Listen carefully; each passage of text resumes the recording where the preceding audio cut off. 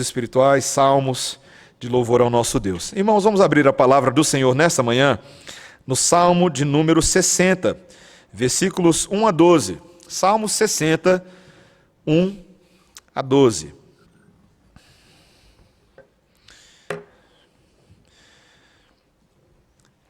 O título do Salmo nos lembra que ele é ao mestre de canto, segundo a melodia, os lírios do testemunho, hino de Davi para ensinar, quando lutou contra os sírios da Mesopotâmia e os sírios de Zobá, e quando Joabe, regressando, derrotou de Edom 12.000 homens no vale do Sal.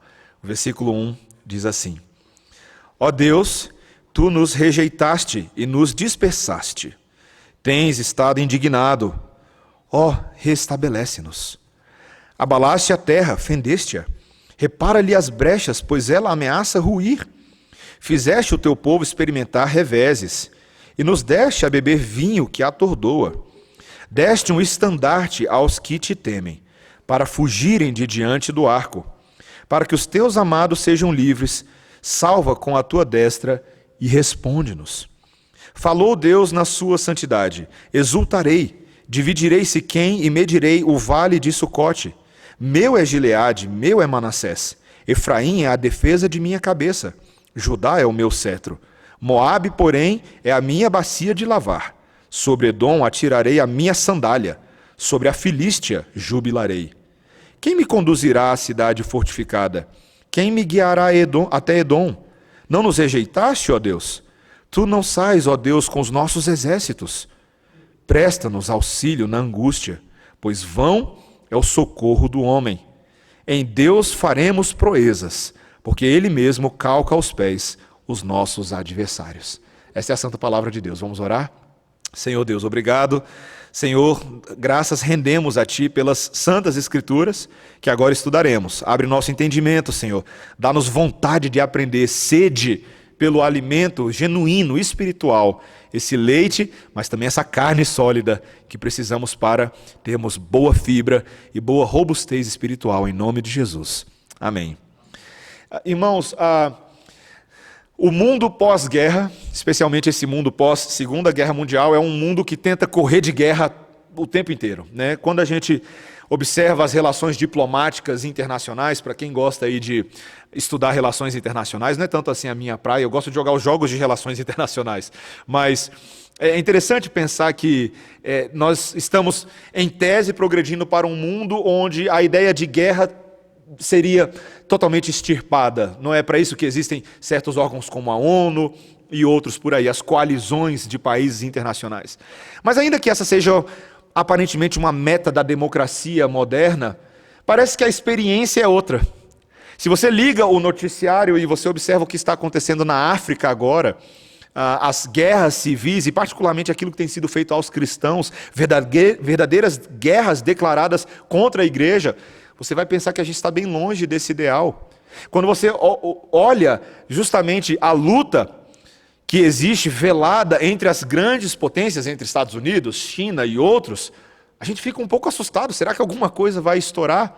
Existem outras guerras que estão acontecendo, talvez dentro dos países, várias guerras culturais, guerras de valores, guerras políticas, guerras contra um vírus invisível. Se você for parar a pensar, essa é uma espécie de guerra em que nós nos encontramos. Mas existe uma guerra, e por mais que você tente evitar todas essas outras, e você consiga algum sucesso com elas, existe uma outra guerra, do qual todo homem, toda mulher, todo ser humano que habita na face da terra, ele se encontra. É por natureza uma guerra contra o Criador. É estranho pensar dessa forma, e eu vou entrar aqui no texto para os irmãos perceberem como é difícil para as pessoas conceberem isso, mas a relação entre o ser humano e o Criador não é uma relação natural. É uma relação completamente adversa. A despeito do que muita gente pensa do seu relacionamento com Deus, as coisas não são naturalmente simples. E o que nós devemos fazer quando Deus está em guerra contra nós? Nós precisamos entender que essa guerra precisa ser resolvida. Só assim nós poderemos entender qual é de fato a nossa guerra contra o mundo e como nós podemos ser instrumentos de luz e de verdadeira paz a esse mundo ao nosso redor. São esses os elementos que nós vamos estudar nesta manhã. Primeiro eu quero entender com os irmãos quando Deus está em guerra contra nós. Os irmãos perceberam que eu li o título de abertura, né? Às vezes no seu aplicativo da Bíblia não aparece o título de abertura, mas ele está lá no hebraico. E esse é o título mais longo de todo o saltério, sabia disso? Vou ler de novo. Ao mestre de canto, segunda melodia, os lírios do testemunho, hino de Davi para ensinar, quando lutou contra os sírios da Mesopotâmia, os sírios de Zobá, e quando Joabe, regressando, derrotou de Edom 12.000 homens no Vale do Sal. Pronto, contou a história toda. Mas esse título, meus irmãos, se refere àqueles eventos registrados lá em 2 Samuel, capítulo 8, mas não somente lá. Em outros lugares, como 1 Crônicas, capítulo 18, e outros textos que vão lembrando o que aconteceu nesse momento, nessa vitória militar de Davi, quando ele derrotou ali 12.000 homens de Edom no Vale do Sal. Você percebe que tem uma discrepância aqui. Aqui fala 12.000 homens, lá fala 18.000 homens, mas é porque você tem algumas alterações na contagem aí. Se ele está contando só os mortos, os capturados, essas discrepâncias aparecem. Mas era uma campanha militar que visava estabelecer a supremacia militar de Israel. E quando você lê superficialmente, tanto esse título quanto o Salmo que nós, 2 Samuel que nós lemos, parece que tudo foi bem, né? Que foi uma bela vitória. Mas o Salmo que nós estamos lendo aqui agora parece sugerir que as coisas não foram assim bem um mar de rosas. Alguns detalhes dessa história precisam ser relembrados. Veja, de acordo lá com 2 Samuel capítulo 8, Davi pegou o rei de Zobá, Hadadezer, de costas. O rei e os seus exércitos estavam ali protegendo as suas fronteiras ao norte, no extremo norte do seu território, e Davi, muito oportunamente, aproveitou a oportunidade para invadir o sul. Ele era um grande general, excelente estrategista. Esse era o rei Davi, por isso que ele era tão aclamado. Mas, antes mesmo que ele pudesse saborear a vitória, o que aconteceu? Chegaram notícias de que Edom havia pego agora Davi de costas. E eles invadiram o vale do Mar Morto. E como Davi e o exército dele estavam a quilômetros de distância, tudo parecia indicar que o reinado de Davi ia terminar muito antes dele realmente começar, porque aqui nós ainda estamos no início da grande caminhada militar de Davi. E veja, o Salmo agora, no versículo 1, começa a expor o cerne da questão. E Davi, em vez de interpretar tudo isso como um erro de estratégia militar, ele reconheceu que foi Deus quem permitiu aquela derrota. Vocês viram o que ele disse aqui? O que ele disse no versículo 1? Ó Deus, tu nos rejeitaste e nos dispersaste. Tens estado indignado. Esse foi o entendimento que Davi passou a ter. Deus não estava tratando eles agora como se fosse o seu próprio povo, mas como um povo qualquer.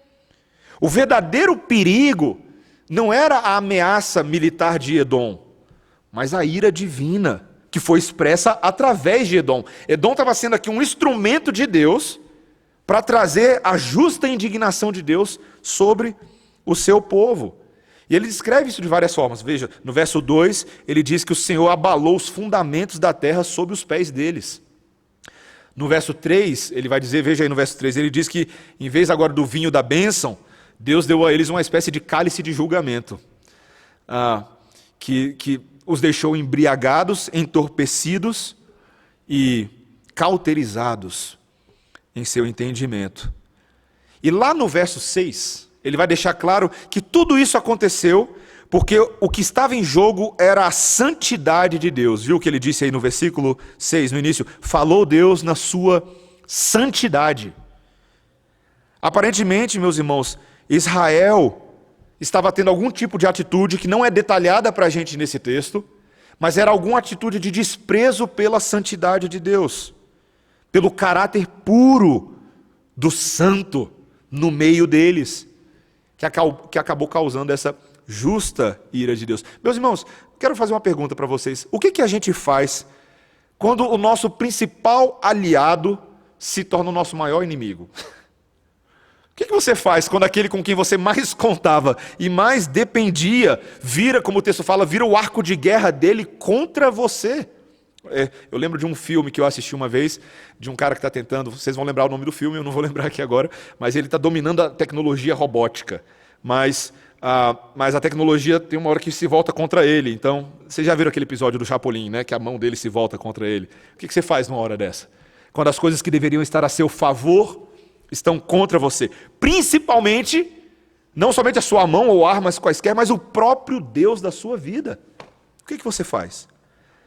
Veja, o próprio texto já começa a dar algumas válvulas de escape. Como é que você escapa da ira divina? Primeira coisa que Davi lembra é que esse povo ainda é o povo de Deus, o povo da aliança, uma possessão preciosa de Deus, chamada para os propósitos maravilhosos dele. Veja, no verso 3 ele usa a expressão teu povo, Senhor. No verso 5 ele fala teus amados. Esses são seus amados, Senhor. Não se esqueça disso. Veja que além de lembrar dessa condição filial, ele também lembra que Deus, o próprio Deus, deu um estandarte ao seu povo. Veja, aí no versículo, quando ele diz aí no versículo 4, deste um estandarte aos que te temem, para fugirem de diante do teu arco. Vocês percebem? Deus, ele deu uma bandeira, um estandarte, que o próprio povo pode desatar e fazer uso dela em seu favor, para que eles não sejam vítimas da ira de Deus. Ou como Tim Keller colocou num comentário desse texto, orar é desatar e tremular a bandeira da casa real suprema em nosso favor. Meus irmãos, o mesmo Deus que se ira contra o seu povo é o Deus que é o defensor do seu povo. E por isso que esse clamor aqui é tão comovente, porque eles podem orar como filhos que pertencem a um pai que os ama. E veja, avançando alguns anos para frente, você vai saber que isso só é possível porque o Filho, com F maiúsculo, se colocou naquela cruz para sofrer a ira de Deus que era contra cada um de nós, fazendo satisfação dessa ira, fazendo propiciação por meio do seu sangue e por meio da sua carne. A perfeita vindicação da ira justa de Deus contra nós. Meus irmãos, a ira de Deus como um pai é muito diferente da ira de Deus apenas como um juiz distante. Sabia disso? Eu acho que tem muita gente que às vezes não entende a relação com Deus, porque ora nos vemos como filho, ora nos vemos apenas diante de um juiz e aparentemente frio e distante. Mas, meus irmãos, Deus é o nosso pai. De vez em quando é um pai irado, mas é o nosso pai. Um pai que incondicionalmente está comprometido com os seus filhos. E é justamente por isso que ele se enfurece com o nosso pecado. Já parou para pensar? Se Deus fosse um juiz distante, ele não estaria nem aí para a gente. Mas é justamente porque ele nos ama que ele nos disciplina. E se você realmente se vê como um filho amado de Deus, você sabe que nada nos afeta mais do que o descontentamento de alguém que nós amamos e adoramos, não é mesmo? Minha filha Melissa, nas artimanhas da cabecinha dela, e tá que eu falo da minha filha Melissa aqui, eu fico pensando que quando ela tiver entendimento e for mais velha e pegar todos os sermões que o pai já falou dela, ela vai ficar tão triste. Mas aqui vai mais um exemplo com a Melissa. Melissa está aprendendo as desobediências da vida. Mas ela também já sabe que desobediência tem limite, principalmente quando o papai e a mamãe notam a desobediência, né? Então o que ela faz quando a gente percebe o que ela está fazendo?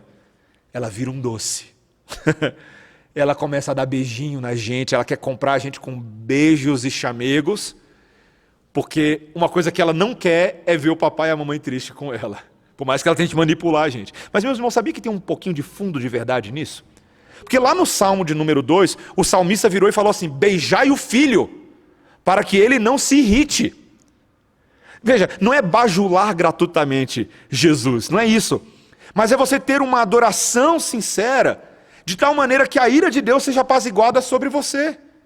E você não fique curtindo as repercussões da ira de Deus em desobediência contínua. Não, larga a sua desobediência e vai adorar o Filho. Porque ao adorar o Filho, você vai estar conseguindo o favor do Pai sobre a sua vida. Meus irmãos, essa ira paterna, ela é cheia de um amor infalível. Hesed, no hebraico, um amor constante e longânimo. E quando nós compreendemos a função dessa ira para nós, isso se torna uma motivação transformadora, que nos torna dispostos a mudar e sermos capazes de fazê-lo. Nós não queremos ver Deus irado conosco, meus irmãos. Você deveria ansiar por isso. Você deveria fazer como o salmista está pedindo: Senhor, repara as brechas, conserta o que foi rompido, dá-nos a salvação, como ele fala aí no versículo 5, para que os nossos empreendimentos agora, no caso aqui os empreendimentos militares, tenham sucesso. Mas que tanto Israel quanto nós possamos cumprir o nosso chamado no mundo, sem ter Deus irado conosco, mas Deus a nosso favor. Esse era o nosso primeiro ponto. É assim que a gente começa a resolver a guerra entre o Criador e a criatura.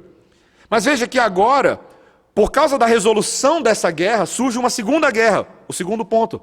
Passamos a ter agora uma guerra com o mundo. Veja, nos versículos 6 a 8, acompanha aí comigo, ele vai começar a citar as palavras do Senhor que garantiram a vitória a Israel. Veja o versículo 8 comigo. Falou Deus na sua santidade: exultarei, dividirei Siquém e medirei o vale de Sucote. Meu é Gileade, meu é Manassés, Efraim é a defesa de minha cabeça, Judá é o meu cetro, Moabe, porém, a minha bacia de lavar, sobre Edom atirarei a minha sandália, sobre a Filístia jubilarei.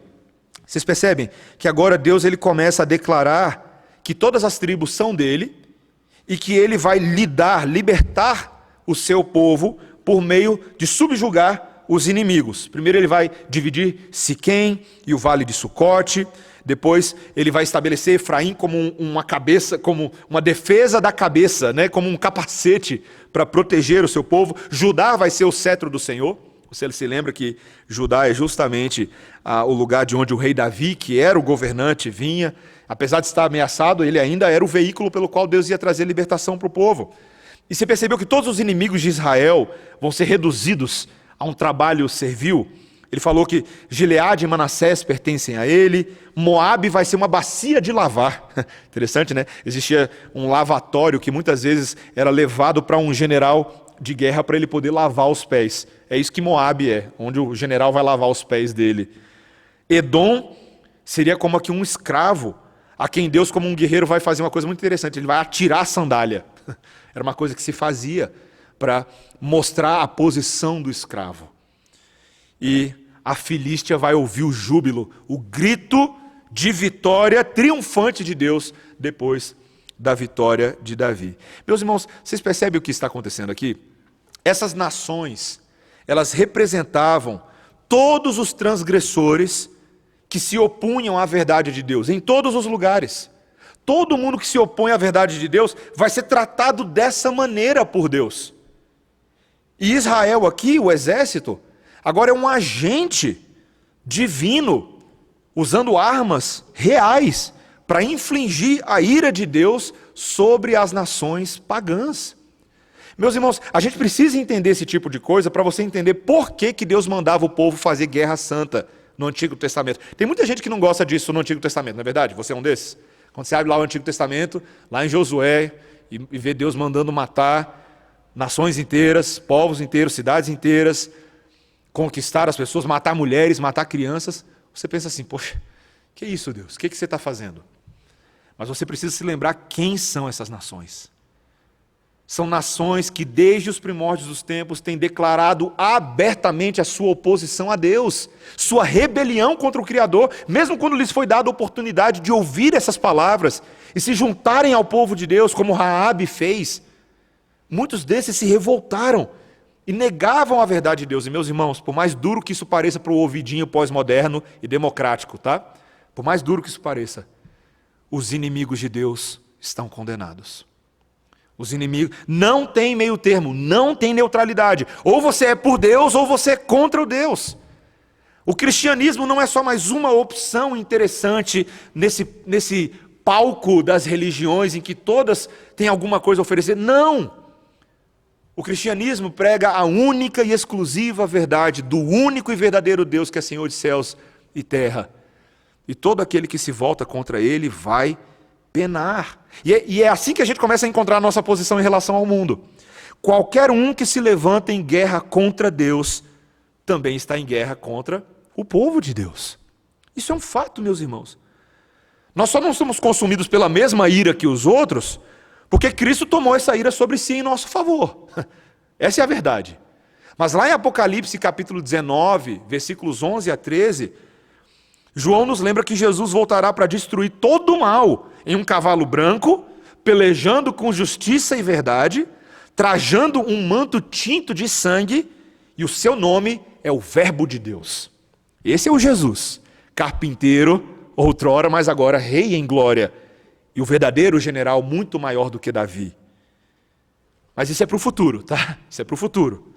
Veja, meus irmãos, hoje, eu e vocês não somos chamados para promover uma guerra santa contra nenhum tipo de pessoa. Nenhum de nós. Não é nossa função. Pelo contrário, Paulo lembra que, na verdade, a nossa verdadeira luta agora é de natureza espiritual. Efésios 6, 12. É aquele texto que o pessoal fala de batalha espiritual, de guerra espiritual. De fato é.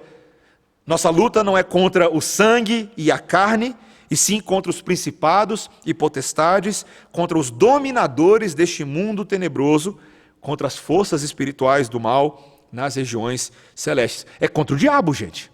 É contra Satanás. E aí você se pergunta, tá, pastor, então se a gente tem uma guerra hoje que não é contra pessoas no sentido físico, nada disso, qual é a nossa guerra? Como é que Satanás nos ataca hoje? Meus irmãos, existem duas principais frentes de ataque do diabo contra nós. Primeiro, em relação aos valores desse mundo.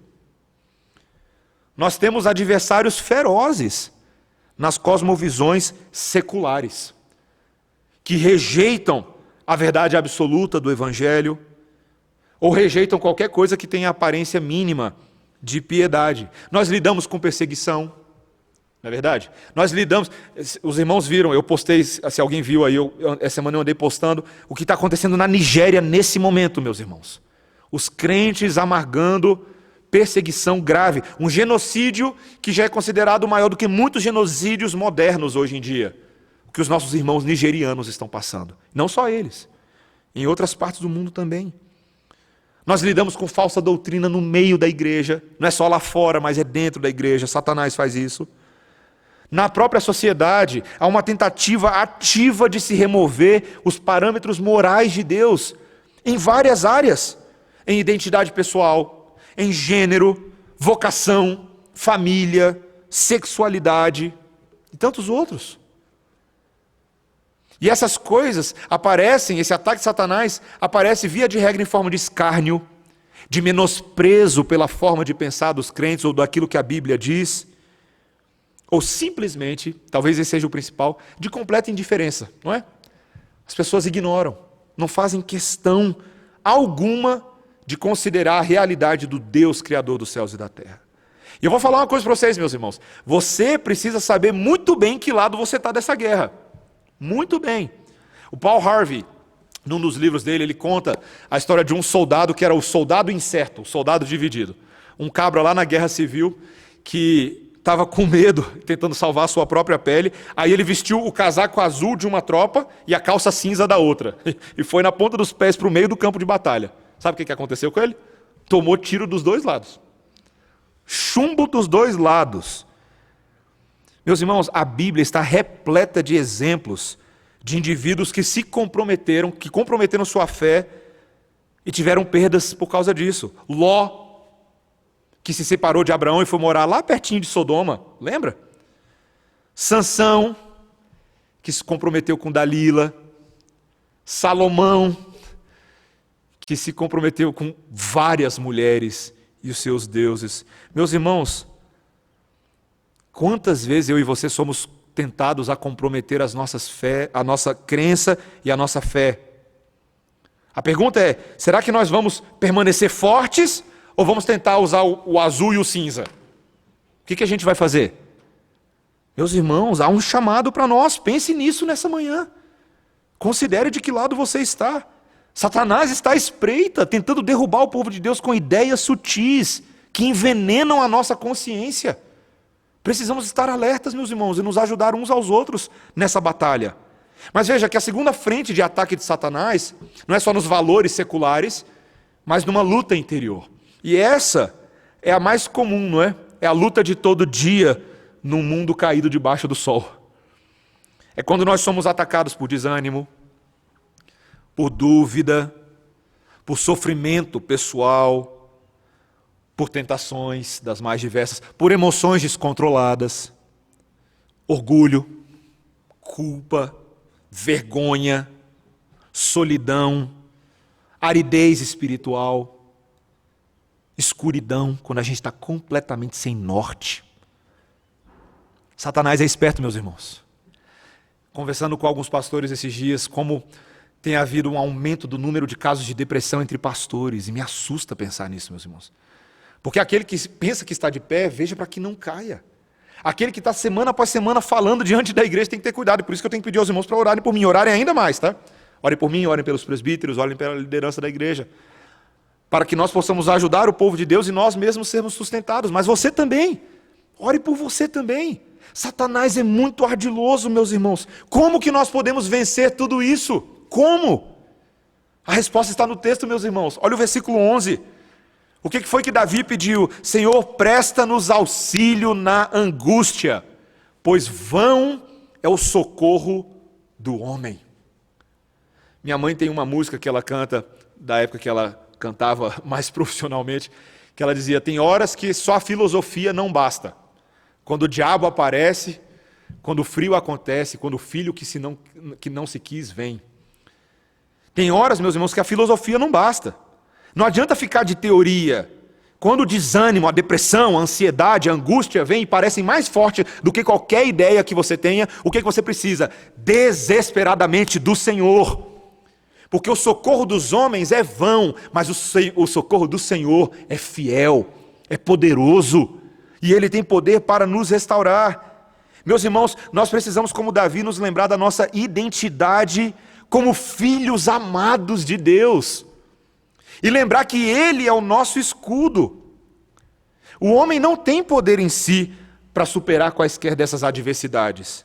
A esperança está no Senhor dos exércitos. Vamos falar isso juntos? Você pode falar isso comigo? Vamos falar?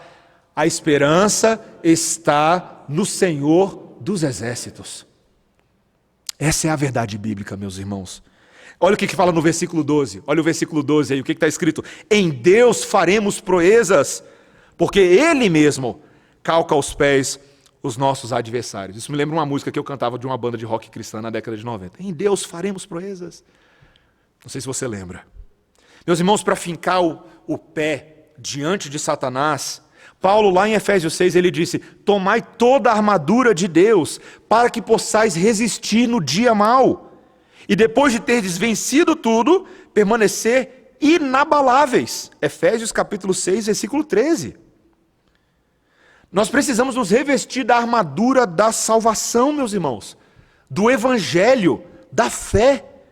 Nós precisamos lembrar de quem nós somos em Cristo, aceitos, perdoados, adotados em uma nova família. Nós recebemos o Espírito Santo de Deus, que é o penhor da nossa salvação. Ele é a garantia da nossa ressurreição, da vida eterna. Meus irmãos, eu e vocês temos isso nesse momento, agora. E veja, as Escrituras deixam claro que quando você está revestido dessa armadura, eu sei que o que eu vou falar aqui vai soar muito triunfalista, mas vai fazer o quê? Está na Bíblia, né? Quando você está dotado dessa armadura de Cristo e apoiado não nos seus méritos, mas na obra dele em seu favor, e você decide levar o seu pensamento cativo a ele e obedecer à voz dele, sabe o que acontece? O inimigo não é páreo para os crentes. É assim que a Bíblia diz. Colossenses 2,15, Paulo disse que Cristo é aquele que despojou os principados e as potestades e publicamente os expôs ao desprezo, triunfando deles na cruz. Colossenses 2,15. Meus irmãos, quem fez isso foi Cristo, não foi você. Mas quando você está em Cristo, você agora está dotado de uma nova identidade e de uma nova coragem para se santificar e para enfrentar o mundo. Meus irmãos, é uma guerra, não se engane. Seria tão mais fácil se a igreja tivesse uma harmonia natural com o resto da sociedade, não é? Seria mais tranquilo para a gente. Todo mundo aceitaria fácil o que a gente diz, você convida para a igreja, a pessoa não resiste, né? Mas as coisas não são bem assim. Existem muitos corações cativos hoje em dia, capturados nas suas ideias, pelas ideias do mundo. E a pergunta que eu te faço é, e você? Você está em guerra contra o Criador? Ou você agora já se encontra do lado do Criador? Esse é o nosso último ponto agora. Veja, meus irmãos, eu quero dizer algo maravilhoso que é a esperança das Escrituras. Nosso último ponto. Deus nos chama para sermos instrumentos de luz e paz para as nações. Veja, ainda que o mundo esteja em guerra conosco, esse texto nos lembra, principalmente nesses versículos 6 a 8 que nós já lemos, que Deus está dizendo, olha só, todas essas terras são minhas. Vocês perceberam isso? Esse oráculo de Deus? Que ele está revelando aqui o lugar de Israel no seu plano. Ele está dizendo, olha, Siquém, Sucote, Gileade, Manassés, é tudo meu. Efraim é meu. Judá pertence a mim. Mas não somente aqueles que parecem só os amigos. Os inimigos também, vocês perceberam? Moabe, Edom, Filístia, que eram terras vizinhas, mas eles pertenciam também ao Senhor junto com Israel, de uma certa forma. Foi o que ele tinha dito para Moisés lá atrás, meus irmãos.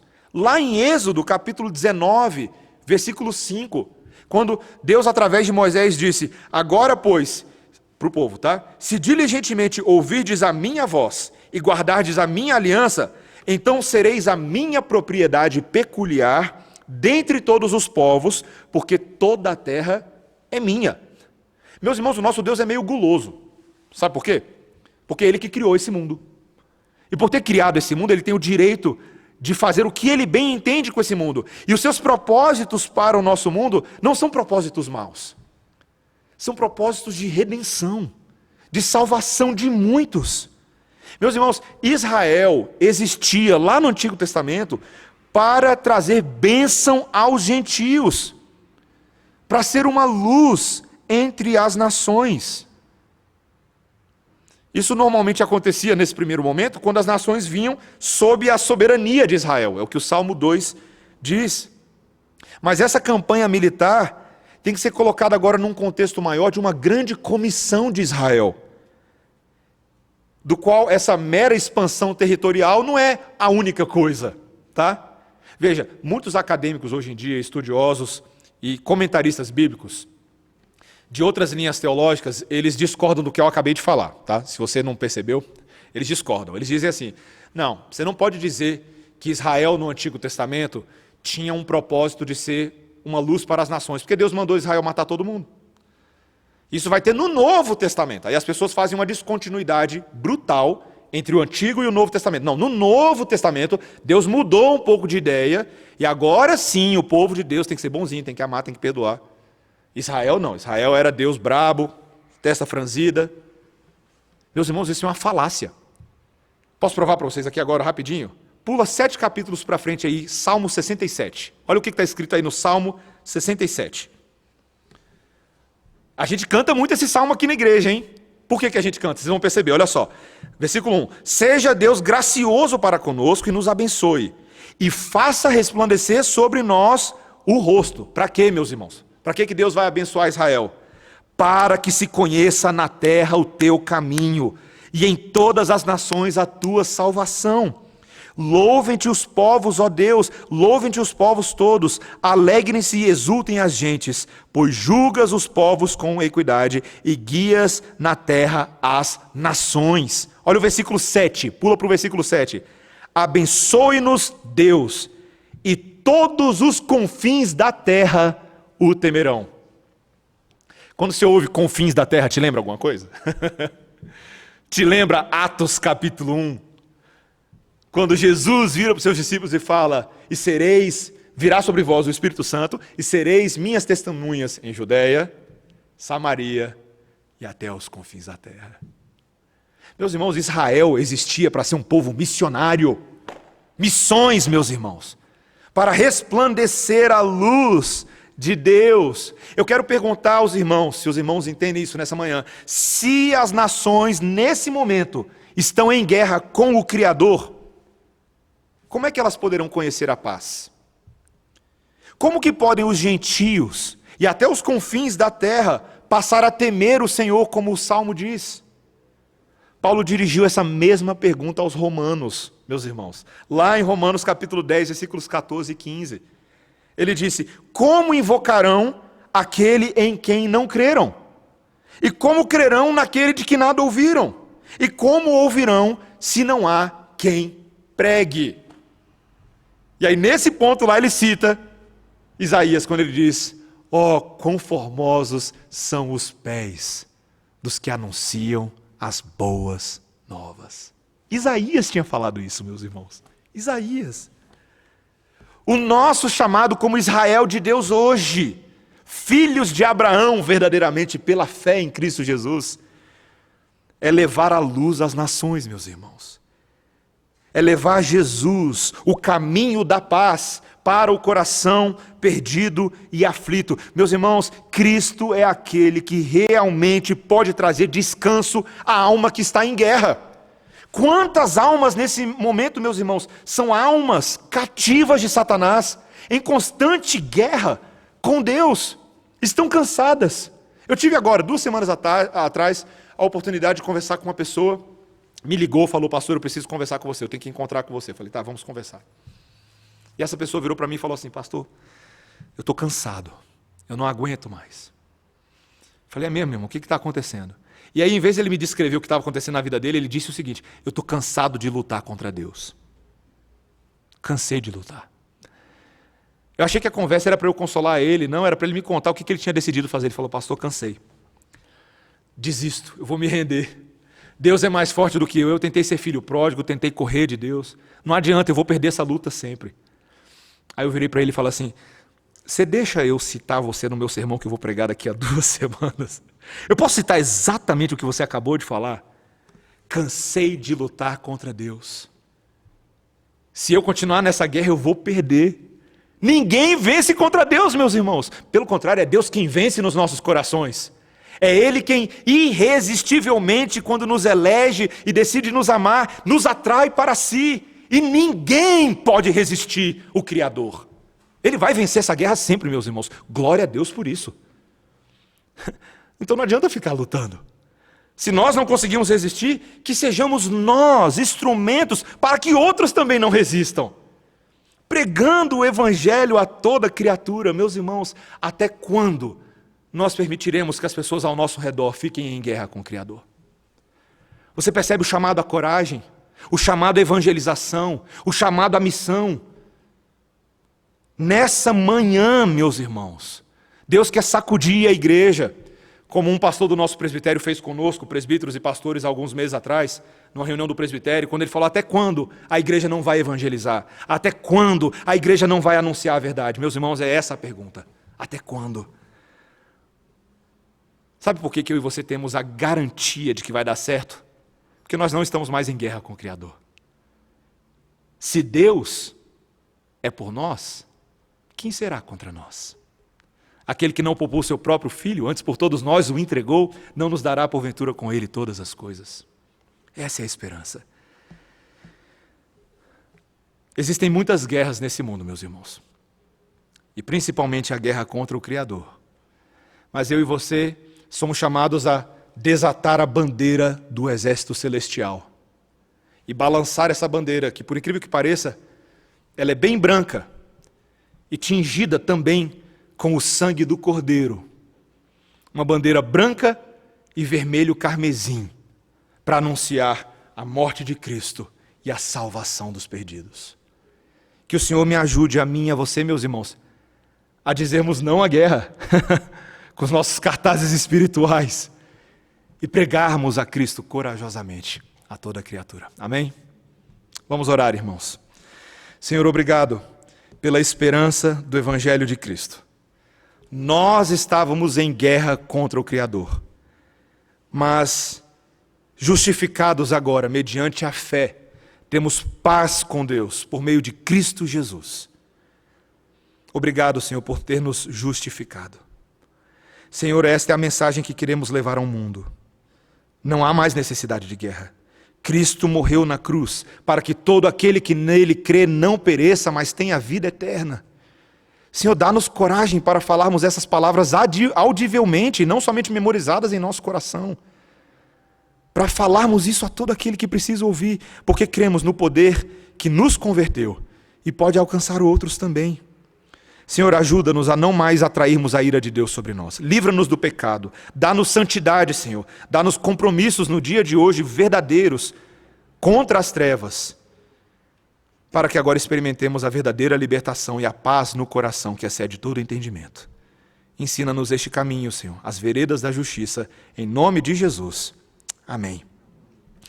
Irmãos, vamos ficar de pé e vamos cantar a música do nosso sacerdote celestial, que cessou a guerra em nosso favor.